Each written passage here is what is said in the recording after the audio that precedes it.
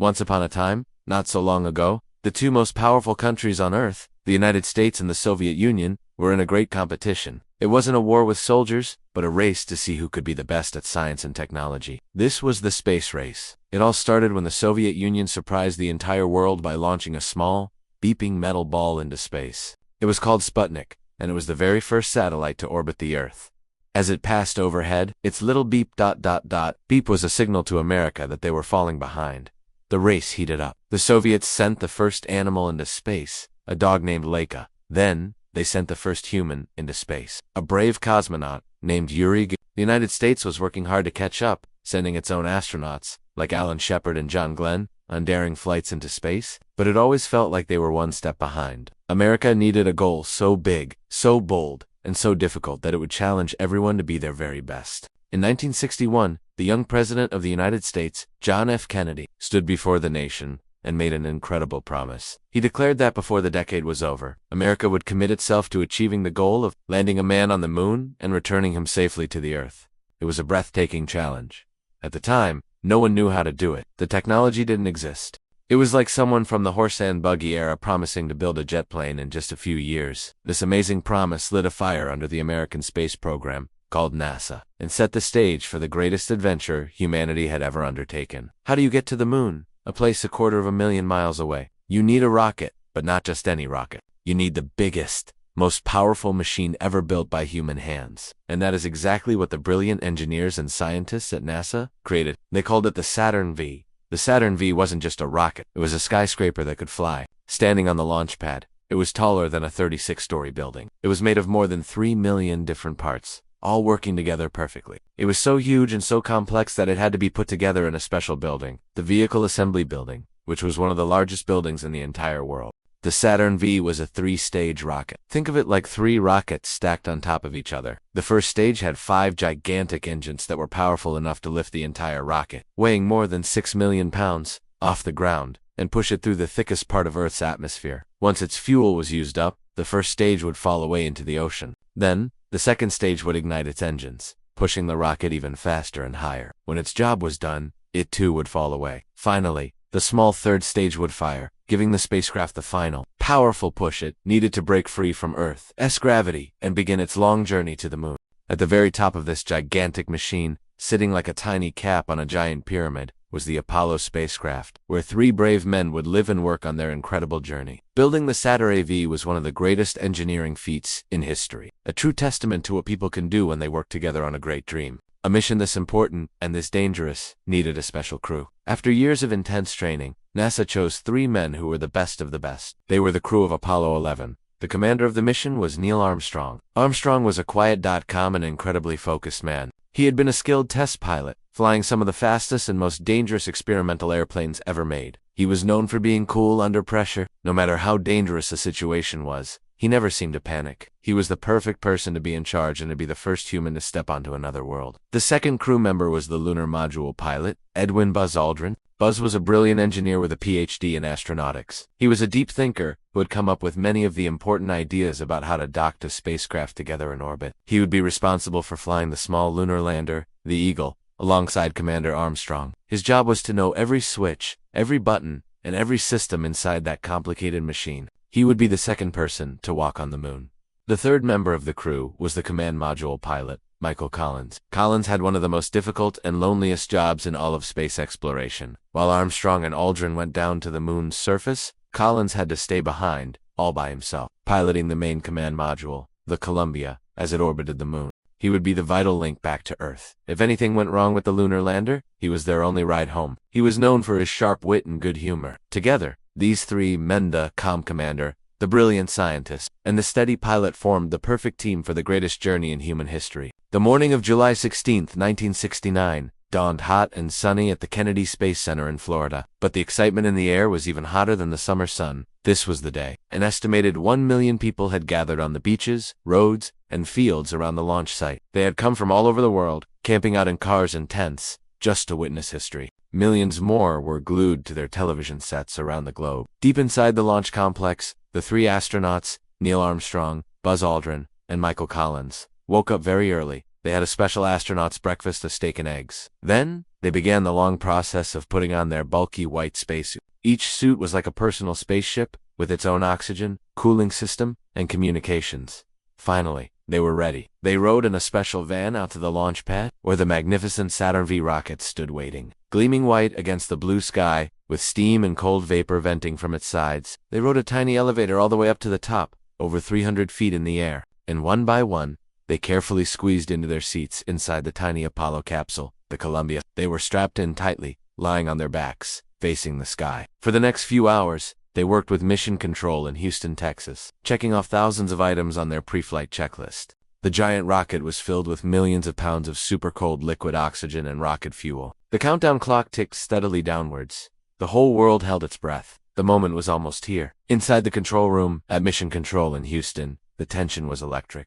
The launch director's voice was calm as he went around the room, getting a final go from each of his teams. Go for launch. Finally, the countdown reached its final seconds. 10:9:8.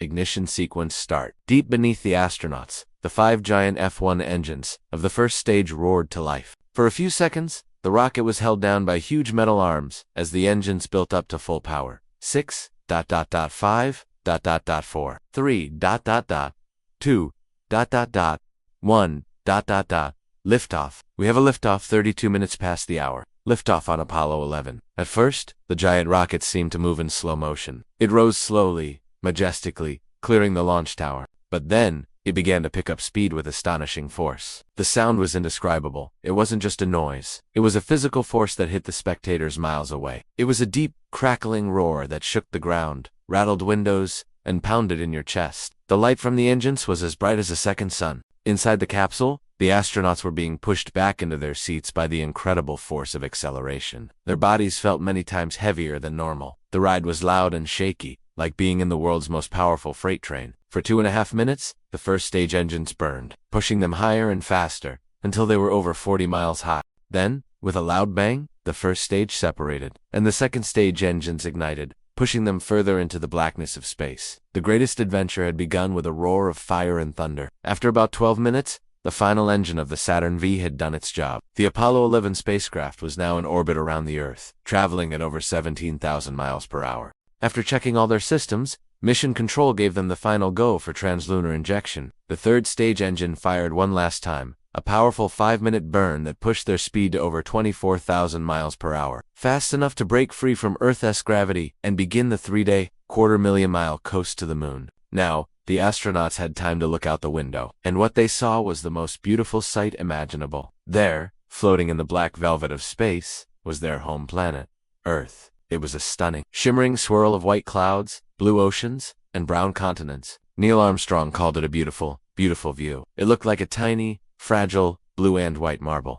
This view gave the astronauts a profound new perspective on their home. The journey to the moon was mostly quiet and calm. The astronauts put their spacecraft into a slow rotisserie-like spin to keep one side from getting too hot from the sun. They ate meals that were squeezed out of tubes and packets. They checked their systems, talked with Mission Control, and even did a television broadcast to show the people back on Earth what their life was like in space. Michael Collins performed a crucial maneuver, separating the command module Columbia from the rest of the rocket, turning it around and docking with the lunar module Eagle, which had been tucked away like a passenger. They then pulled the Eagle free, and the final piece of the Saturn V rocket was sent on its way. Now, the 3 astronauts and their 2 small ships, the Columbia and the Eagle, flew on alone through the vast, silent emptiness of space, getting closer and closer to their incredible destination. After 3 days of coasting through space, Apollo 11 finally arrived at the moon. They fired their engine to slow down and were captured by the moon's gravity, entering into lunar orbit. For the next day, they circled the moon, looking down at its barren, cratered surface. It was a stark and desolate,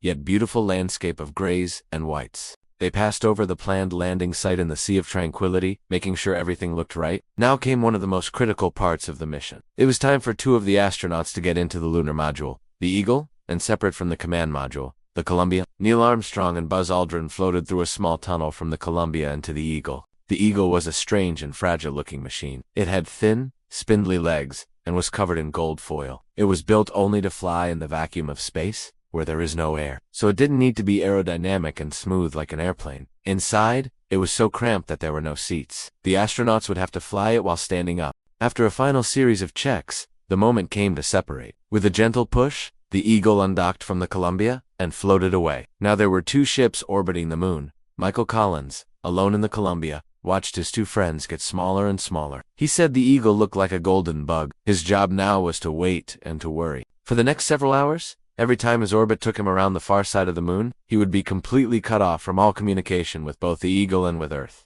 He was now the most isolated human being in the universe. 250,000 miles from home, with only his training and the hum of his spacecraft for company. The descent to the lunar surface was the most dangerous part of the entire mission. Neil Armstrong and Buzz Aldrin fired the Eagle's engine to begin their powered descent. They were now dropping out of orbit and heading towards the ground. They were flying on their backs, looking up at the data on their computers, unable to see the surface below them yet. Everything was going according to the plan. But then, a yellow warning light flashed on the dashboard. A high-pitched alarm began to sound through their headsets. Beep ...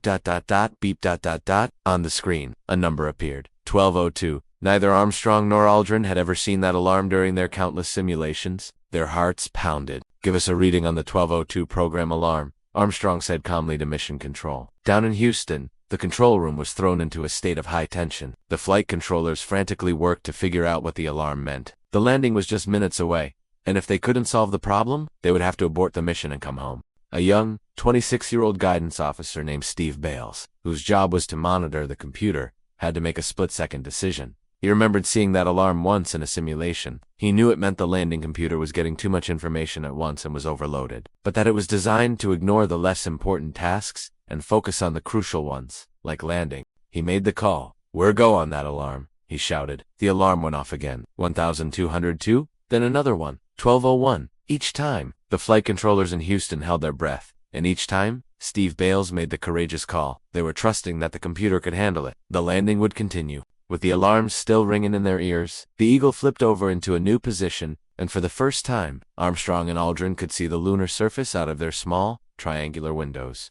And what Armstrong saw made his heart sink. The computer was taking them directly into a large crater, filled with giant boulders. The landing site was rough and dangerous, not the smooth plane they had expected. If they landed there, the fragile Eagle could tip over or be damaged, stranding them on the moon forever. There was no time to hesitate. Armstrong did what all his years of training as a test pilot had prepared him for. He took over manual control of the spacecraft. He told Mission Control, "We're going to have to pick up a different landing spot." With his hand on the control stick, he flew the Eagle like a helicopter, skimming over the top of the dangerous crater, his eyes searching frantically for a safe, flat place to land. Down in Mission Control, another drama was unfolding. The flight controllers were watching the fuel gauge. The extra flying time was using up precious fuel. The voice of the Capcom came over the radio, counting down the fuel. 60 seconds, he called, meaning they had only 1 minute of fuel left. Armstrong was still searching. 30 seconds? The tension was almost unbearable. If they didn't land before the fuel ran out, they would have to abort, but it might already be too late to even abort safely. The fate of the entire mission now rested on Neil Armstrong's skill and nerves of steel.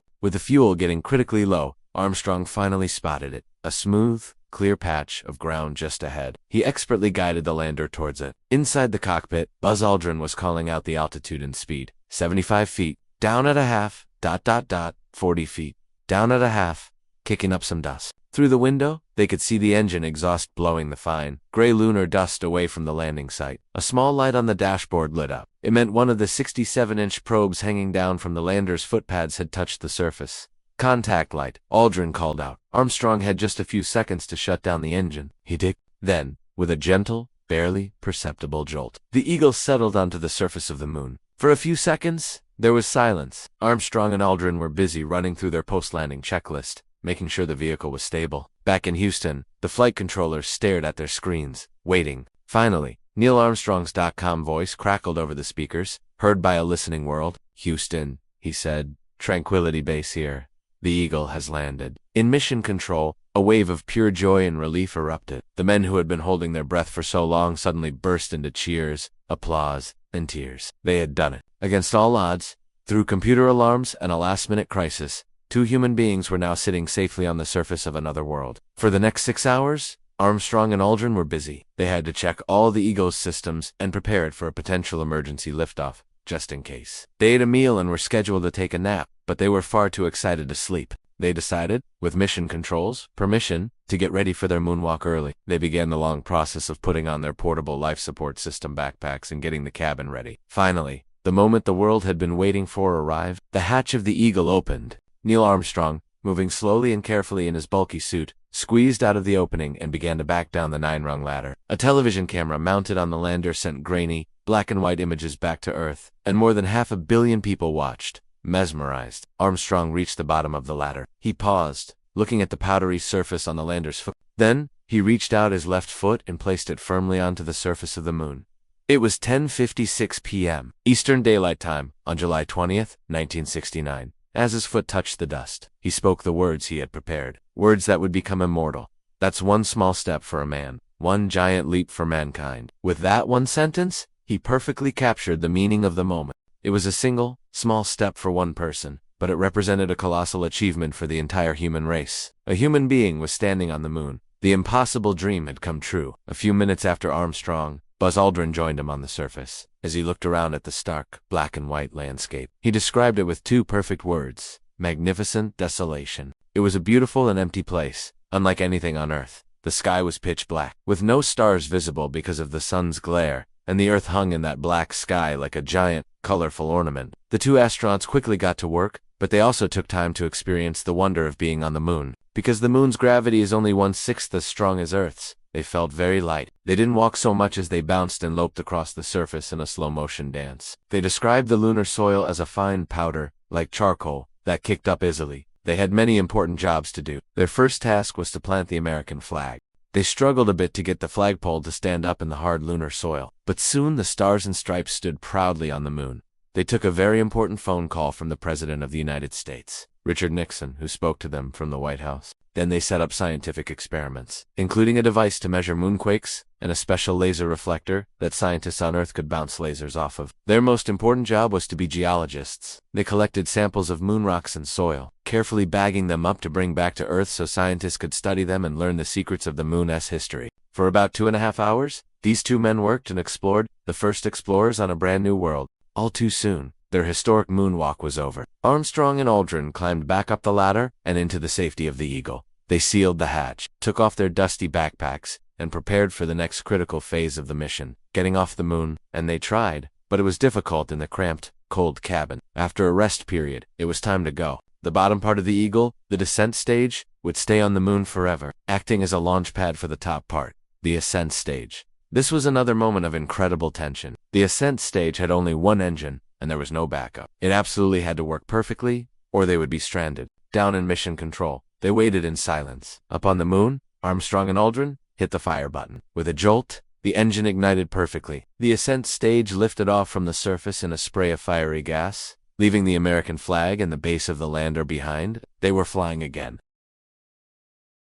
They ascended back into lunar orbit to rendezvous with their patient and lonely friend, Michael Collins, in the Columbia. Collins, who had been circling the moon all alone for nearly a day, saw them approaching. He later wrote that it was one of the happiest moments of his life. "I've got you," he said as he expertly guided the Columbia to dock with the Eagle. The maneuver was flawless. Armstrong and Aldrin floated back into the command module with their precious cargo of moon rocks, rejoining Collins. Their work at the moon was done. The 3-man crew was whole again. They jettisoned the faithful Eagle, sending it to eventually crash on the lunar surface, and fired their main engine to begin the long 3-day journey home. The trip back to Earth was happy and relaxed. The most dangerous parts of the mission were behind them, and the astronauts were heroes, filled with the satisfaction of a job well done. They did another television broadcast, showing off their moon rocks and thanking everyone at NASA and across the country who had made their journey possible. But there was one last, dangerous hurdle to overcome: re-entry into Earth's atmosphere. Their tiny capsule, the Columbia, would be hitting the top of the atmosphere at nearly 25,000 miles per hour. As it hit the air,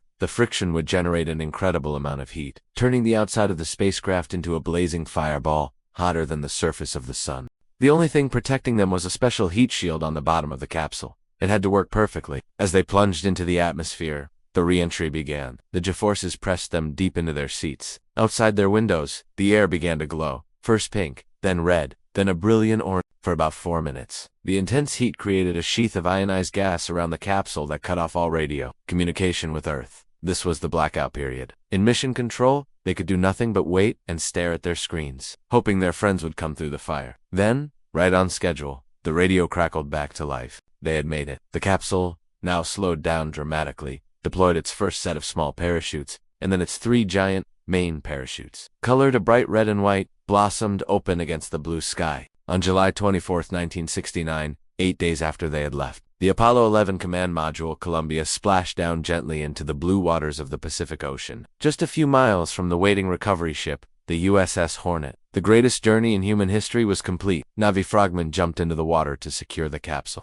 because scientists were worried about the possibility of unknown moon germs. The astronauts had to put on special biological isolation suits before they could come out. They were then airlifted to the ship and immediately placed into a special quarantine trailer. But even from behind the glass window of their trailer, they could see that they had returned to a world that was celebrating them as heroes. The sailors on the ship cheered, and President Nixon was there to welcome them home personally. After 3 weeks in quarantine, when it was clear they had not brought back any moon germs, they were finally released. The world greeted them with a celebration, unlike any other. They were given giant ticker tape parades in New York, Chicago, and Los Angeles, where millions of people showered them with confetti and cheers. They went on a giant leap tour around the world, where they were welcomed as heroes, not just for America, but for all of humanity. The Apollo 11 mission was more than just a trip. It was a powerful lesson in what people can achieve when they combine courage, intelligence, and teamwork. It was a dream made real. It proved that no challenge is too great, no destination is too far, and that if we dare to dream big and work hard,